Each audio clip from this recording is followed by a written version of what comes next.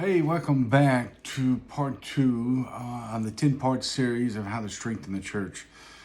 Just to do a quick review, part one was learn to stick, and that was Hebrews 10:25, not forsaking the assembly of ourselves together, as the manner of some is, but exhorting one another, and so much the more as ye see the day approaching. Today we're going to do part two, which is a sweet spirit. Love your church. Right now, with what's going on in the world, we need the church as a body, but also the church as the four walls. We need to encourage each other, but also encourage each other to go to church and encourage to build the church and support it as well. But I want to use Hebrews 10:24.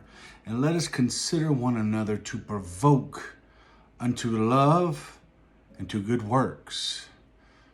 We're supposed to love the church and supposed to encourage people into a relationship with Jesus and also their calling and their purpose.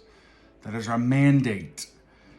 We're supposed to encourage people to Jesus. That means our life has to be conducive, has to have some kind of bear witness, some fruit that we're saved and we love our fellow neighbor. And in today's last days, we need to build the church, love it. Love the church, love the pastor, and love the people. A lot of times I say this behind the pulpit is, we claim to love the Lord, we claim to be saved, but Sunday after Sunday, Wednesday after Wednesday, our cars stay in the driveway. And how we're going to be an effective witness to a lost and dying world if we do not support the church and support each other and encourage people into a loving relationship with Jesus. And we're supposed to minister. The words gospel has Gospel. Gospel, go. We're supposed to go.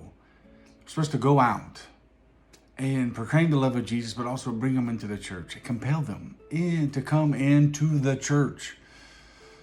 What are we compelling them with? First of all, the love, the Spirit, and delivering and restoration power and saving power of the Lord. And the church needs to be a place to build disciples. One reason why we're doing a 10-part series right now, to build disciples, to go out and encourage people to be saved. Again, Hebrews 10:24, and let us consider one another to provoke unto love and to good works. So hang tight until next time, till part three. God bless you.